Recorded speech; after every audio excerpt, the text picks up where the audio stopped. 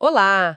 Hoje vamos fazer uma análise aprofundada de um material riquíssimo, a Proposta Curricular para os Anos Iniciais do Ensino Fundamental de São Bernardo do Campo, ou SBC, né? Como a gente vai chamar aqui. Isso aí. É um documento recente e o interessante é que ele busca um diálogo com as diretrizes nacionais, tipo a BNCC, a Base Nacional Comum Curricular, mas, assim, sem abrir mão de imprimir a identidade e a trajetória educacional da própria rede de São Bernardo do Campo. Uhum. Nossa missão aqui é, então, destrinchar as ideias centrais, sabe? Entender o que essa proposta tem de particular. Vamos nessa? Vamos lá. E para começar, acho que é fundamental a gente pegar a filosofia que amarra tudo isso, né? Tem uma aposta muito clara na formação integral do estudante. Certo. Isso se conecta com uma ideia bem forte lá de ética do cuidado. É um conceito que eles buscam no Bernardo Toro, que é um filósofo educador colombiano. Ah, interessante. E essa ética, ela está em tudo, na preocupação com o bem-estar dos estudantes e também, olha só, na tentativa de responder a desafios bem atuais, como os impactos que a pandemia deixou na aprendizagem, né? Sim, claro. E um detalhe que já mostra um pouco essa visão é a escolha pelo termo estudante em vez de aluno. Querem reforçar essa ideia de um sujeito ativo, sabe? E também a condição de ser criança ali na escola. Essa ideia de formação integral a gente ouve bastante em educação, mas como que ela se materializa nessa proposta de São Bernardo, na prática mesmo, no dia a dia da escola? Boa pergunta. Na prática, significa um olhar que tenta abranger o estudante em todas as suas dimensões, né? Não só o intelectual, Uhum. mas também o lado ético, estético, social, emocional. É ir além de só acumular conteúdo, entende? O foco muda porque eles chamam de saberes em atos. Saberes em atos. É, tipo a capacidade de usar o conhecimento em situações reais de forma que faça sentido. E uma coisa crucial, né, falando de anos iniciais, é o respeito pelo tempo da infância. Fundamental. Isso quer dizer valorizar a curiosidade natural das crianças, aquelas ideias maravilha que a Eleanor Duckworth falava. Entender o brincar não como um passatempo, mas como, assim, uma atividade super potente para o desenvolvimento, como o Vygotsky já mostrava. Sim. E também reconhecer que não existe uma infância, mas várias infâncias, com diversidade cultural, social, individual, para não cair naquela armadilha da adultização, sabe? De ficar esperando ou estimulando coisa que não é da idade. Entendi. A proposta é bem clara nisso. Eles dizem, ser criança não significa ter infância. E a escola tem esse papel de garantir esse direito. Faz todo sentido. E a estrutura do currículo, assim, a organização dos conteúdos, como ela tenta dar conta dessa visão toda?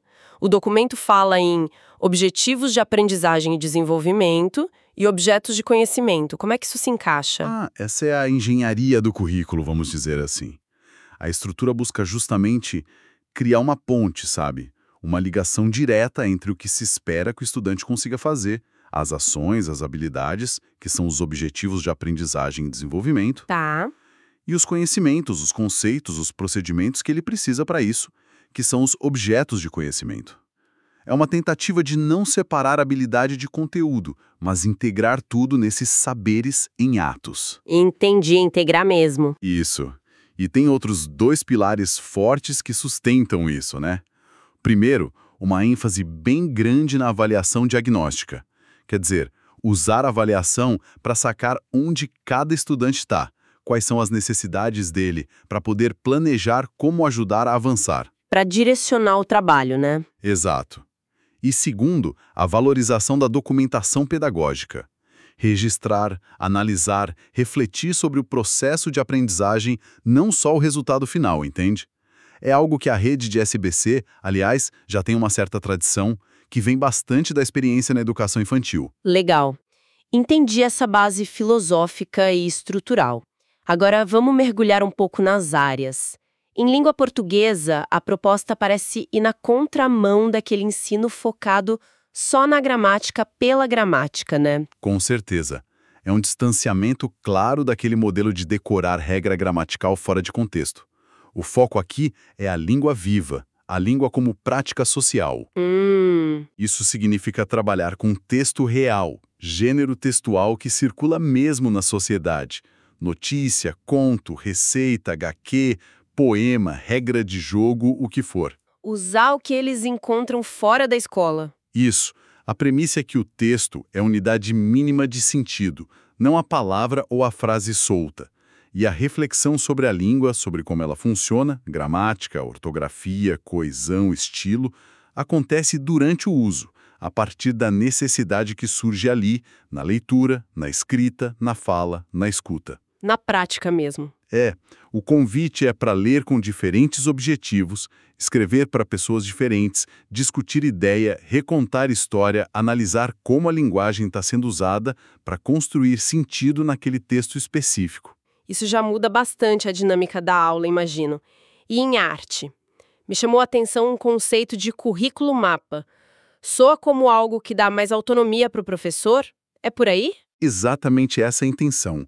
É inspirado nas ideias da Miriam Celeste Martins e da Giza Picosquet. O currículo-mapa, ele foge de uma sequência linear, engessada de conteúdo, sabe? Uhum. Ele se apresenta mais como um território de possibilidades, um mapa mesmo que o professor pode explorar com os estudantes de vários jeitos, criando os próprios percursos. Legal. E a proposta integra as 4 linguagens, artes visuais, dança, música e teatro, não como caixinhas separadas, mas articuladas em volta de 3 grandes espaços de experiência. E quais são esses espaços? O primeiro é o corpo em contato com a linguagem artística, seus elementos, materiais, o gesto, o som, a cor, a forma, a palavra. O segundo é a subjetividade, a construção da identidade, a expressão pessoal. E o terceiro são as práticas culturais, a relação da arte com a sociedade, com a história, com as diferentes culturas. Bem abrangente. E a ênfase é muito forte na experiência, sabe? Na exploração de material, na criação, na reflexão sobre o fazer artístico e na apreciação, na fruição de diversas manifestações. E que tipo de manifestação? De tudo um pouco. Inclui arte contemporânea, eles até citam o coletivo Shelpa Ferro como exemplo, mas também as manifestações locais, culturas populares, indígenas, afro-brasileiras. Tem uma busca explícita por superar visões só eurocêntricas, sabe? E dar visibilidade para produções que muitas vezes ficam de fora. Nossa, muito rico isso.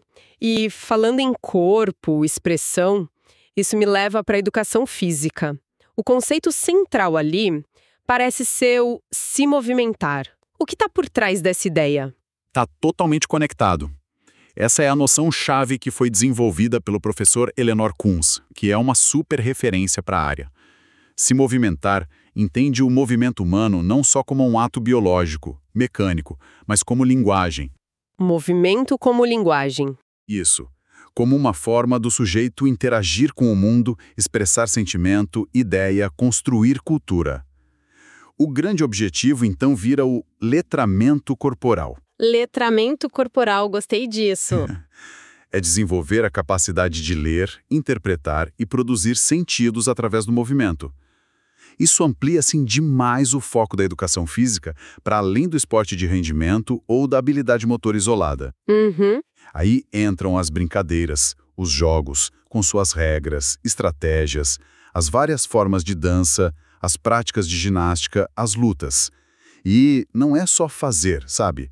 É também entender de onde vêm essas práticas culturalmente, refletir sobre o significado delas, experimentar adaptar regra para garantir que todo mundo participe. Incluir todo mundo, né? Exato. Independentemente da habilidade de cada um. E, claro, promover saúde e bem-estar com um movimento que seja significativo, prazeroso, conectado com a vida. Muito interessante essa perspectiva. E quanto a aprender outras línguas? A proposta fala de inglês e italiano em algumas escolas e usa um termo curioso: desestrangeirizar. Como assim? Esse termo é ótimo, né? Ele resume bem a intenção. É romper com aquela ideia de que a língua estrangeira é algo totalmente outro, distante, estranho para a realidade e para a cultura dos estudantes. Tá. A proposta busca o contrário.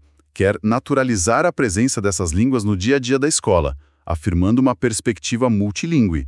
Afinal, a gente vive num mundo onde as línguas coexistem, se misturam, né? Sim, total. E como fazer isso nos anos iniciais? Principalmente de forma lúdica, com brincadeira, música, história, explorando elementos culturais dos países onde se falam essas línguas, sempre buscando ponto de contato com a experiência que a criança já tem. E a mistura das línguas?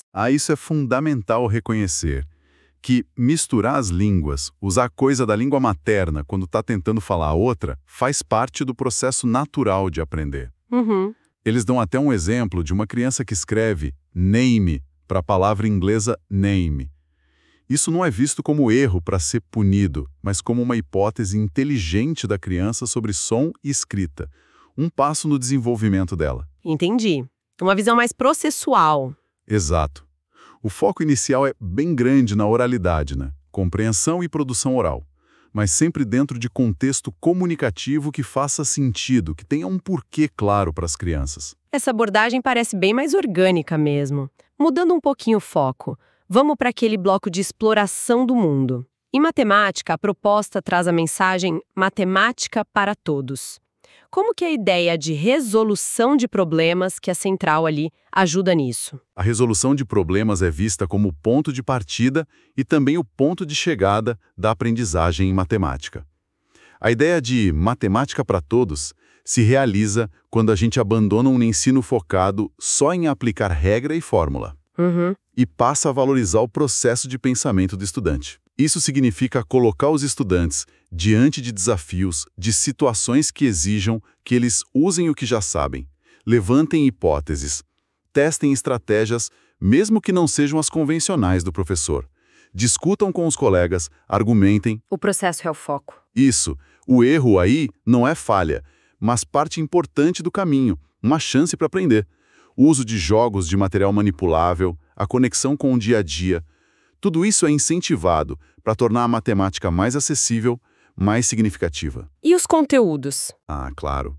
A proposta cobre as unidades temáticas da BNCC, números álgebra, que já aparece intuitivamente desde cedo, né, investigando padrão, regularidade, geometria, grandezas e medidas, probabilidade e estatística, com uma progressão ao longo dos 5 anos. Certo. E o que eu acho que enriquece muito essa abordagem é incorporar discussões da etnomatemática, que reconhece o saber matemático de diferentes culturas, sabe? E também da história da matemática, mostrando que ela é uma construção humana cheia de idas e vindas. Esse olhar para a etnomatemática realmente desafia aquela visão da matemática como algo universal, imutável, né? Totalmente. E em ciências naturais, a palavra-chave parece ser letramento científico.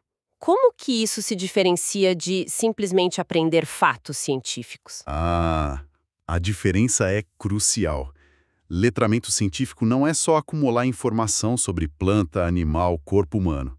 O foco está em desenvolver a capacidade de pensar cientificamente, Como assim? de usar procedimentos da ciência para entender o mundo natural e social.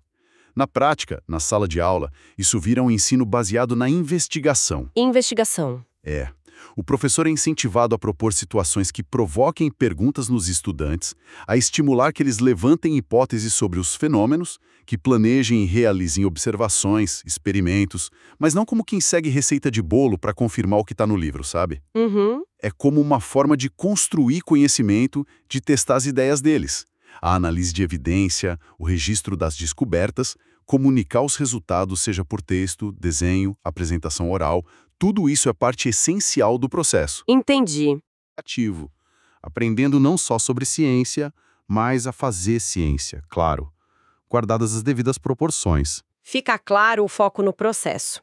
E em geografia, a proposta parece dar muita ênfase na relação do estudante com o espaço de vivência dele, certo? Quais são os conceitos que ajudam a construir esse entendimento? Exatamente. A geografia aqui parte do princípio que o espaço é vivido, percebido, produzido pelas pessoas. Aí tem alguns conceitos-chave que ajudam a refinar esse olhar. Tipo quais? Tipo o conceito de lugar, que é o espaço imediato, cotidiano, cheio de afeto, de significado, de identidade para o estudante, a casa, a rua, a escola. O conceito de paisagem, que é o que a gente vê, mas que não é só aparência, né? É resultado da interação sociedade-natureza ao longo do tempo. Tem marcas do passado, as tais rugosidades, na expressão bonita do Milton Santos. Adorei isso de rugosidades. E é ótimo, né? Tem também o conceito de território, que traz as relações de poder no espaço, quem controla o quê, quem pode usar, etc. E ainda região, para organizar e diferenciar áreas, e natureza, pensada não separada da sociedade, mas em relação com ela, superando aquela dicotomia antiga, natureza versus cultura. E como eles exploram isso? A proposta aposta em usar os princípios do raciocínio geográfico, localização, extensão, conexão, distribuição e na alfabetização cartográfica, que é aprender a ler e produzir mapa, planta, croquis. O percurso vai do local, da realidade de SBC, para contextos mais amplos, sempre ligado nas transformações humanas e na ideia de sustentabilidade. Legal. E falando em ver a história no espaço. Em História, o documento insiste bastante na ideia de que existem diferentes versões sobre o passado e que o estudante tem que se ver como sujeito da história. O que isso implica para o ensino? Implica uma mudança bem significativa em relação àquele ensino de história que mostrava o passado como uma coisa única, linear, factual, geralmente focado nos grandes heróis, eventos políticos. Sei, a história é oficial, né? Isso. A proposta de ISBC convida a problematizar essa visão. Falar em versões é entender que qualquer relato sobre o passado é uma construção, feita de um ponto de vista com base em certas fontes com certas intenções. Por isso, se incentiva a análise comparativa de diferentes perspectivas sobre o mesmo fato ou processo. E se valoriza a diversidade de fontes, não só o documento escrito oficial, mas objeto, imagem, relato oral, memória da comunidade. E o estudante como sujeito. A ideia de sujeito da história é para romper com a noção de que a história é feita só pelos grandes nomes. Quer fazer o estudante perceber que todo mundo, ele, a família, a comunidade, é agente histórico, que a vida e as ações deles fazem parte da história e ajudam a transformar ou manter as coisas. Entendi. Para analisar isso, aqueles pares mudança e permanência e semelhança e diferença são ferramentas importantes. O estudo geralmente começa com a história pessoal, familiar, do bairro, da cidade e vai ampliando. Faz sentido começar do próximo. Exato. E tem uma reflexão muito boa sobre memória, esquecimento e poder na construção das narrativas históricas. Eles usam como exemplo aquela pintura famosa da independência do Pedro Américo para discutir como aquilo é uma representação específica, uma versão do evento, criada décadas depois, com objetivos claros, e não um retrato fiel da realidade. Essa abordagem da história parece fundamental para formar um pensamento mais crítico mesmo. Para a gente amarrar tudo isso, tem princípios, valores que funcionam como um fio condutor, que atravessam todas essas áreas que a gente discutiu. Sim, com certeza. Tem diretrizes transversais muito fortes. Uma delas é a centralidade da participação nativa do estudante. Ele não é visto como mero receptor de informação, mas protagonista na construção do conhecimento dele. Ativo no processo. Isso. Outra é a valorização constante dos conhecimentos prévios, das experiências que as crianças trazem da vida para a escola. Incentiva-se muito usar metodologias de trabalho diversas, que engajem os estudantes, tipo projetos, sequência didática investigativa, aula de campo. Sair da mesmice, né? Exato. A colaboração entre os estudantes, o aprender junto, também é muito valorizado. E, claro, o desenvolvimento do pensamento crítico, da criatividade, da capacidade de resolver problema, a conexão constante entre o que se aprende na escola e a vida lá fora. Tudo isso permeado por considerações éticas essenciais. Respeito à diversidade, prática da democracia no dia a dia, inclusão de todos, solidariedade. E nesse cenário o papel do professor muda, né? Como fica o professor? Ele é menos um transmissor e mais um mediador, um problematizador, um curador de experiências, alguém que acompanha e orienta as trajetórias de aprendizagem. Essa mudança no papel do professor é um ponto-chave, né? E a avaliação, como ela entra nessa lógica? Imagino que não seja só prova e nota no fim do bimestre. Longe disso. A concepção de avaliação aqui é principalmente diagnóstica e formativa. O que isso quer dizer? Que o objetivo principal não é classificar ou ranquear estudante. Certo. Mas sim compreender como está acontecendo a aprendizagem de cada um e do grupo. E essa compreensão serve então para orientar o trabalho pedagógico, para o professor poder ajustar as estratégias, planejar a intervenção específica, reorganizar o ensino para atender às necessidades que ele detectou. Avaliação para aprender, então. Exatamente. Por isso, se valoriza muito a observação atenta e contínua do professor no dia a dia, a análise cuidadosa das produções dos estudantes, textos, desenhos, resoluções de problemas, olhando não só o produto final, mas todo o processo. O processo todo. Incentiva-se também a autoavaliação, o estudante refletir sobre o próprio aprendizado e o feedback entre colegas. A documentação pedagógica que a gente já falou, portfólio, relatório de observação, foto, vídeo, vira ferramenta fundamental para acompanhar e refletir sobre esses percursos. E a inclusão na avaliação? Ponto importantíssimo. A perspectiva inclusiva da avaliação. A necessidade de pensar em estratégias e instrumentos diferentes para que todos os estudantes, com suas necessidades e características diversas, tenham a chance de mostrar o que aprenderam. Então, sintetizando essa nossa análise toda, o que essa proposta curricular de São Bernardo do Campo nos diz sobre a educação que ela busca construir? Olha, ela desenha um cenário educacional bem ambicioso e, ao mesmo tempo, muito conectado com os desafios do nosso tempo, né? Busca uma educação que faça uma conexão profunda com a realidade da criança, com as culturas dela, com o jeito dela ser e aprender.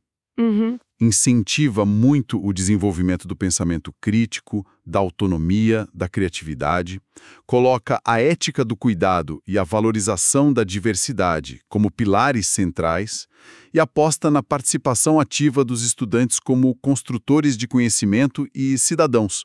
Parece bem coerente. O que eu acho fascinante é a coerência com que tenta articular tudo isso. Consegue integrar as diretrizes nacionais da BNCC, com a história e as coisas específicas do município, tudo isso baseado numa filosofia pedagógica forte. O foco está, sem dúvida, na aprendizagem significativa, no desenvolvimento integral e no bem-estar do estudante, pensando em formar cidadãos mais conscientes, críticos, criativos, solidários, para um mundo que é e vai ser cada vez mais complexo. Sim. A proposta não esconde os desafios, tipo efeitos da pandemia, as desigualdades que existem, mas oferece um referencial pedagógico muito rico e potente para inspirar a prática nas escolas. Sem dúvida, um referencial inspirador. E isso nos deixa aqui com uma reflexão. Se a proposta enfatiza tanto a ética do cuidado, o respeito às múltiplas infâncias e essa participação ativa, como será que os espaços físicos das escolas, a sala de aula, o pátio, o refeitório, os corredores e também as rotinas diárias, a organização do tempo, as transições entre atividades, os momentos de acolhida, de despedida, como será que tudo isso poderia ser repensado? Como esses espaços e tempos poderiam ser organizados de um jeito que rompesse com modelos mais tradicionais e realmente incorporasse, materializasse esses princípios no dia a dia, em todos os momentos e não só naquelas atividades planejadas para cada disciplina? Fica aí a pergunta para a gente pensar.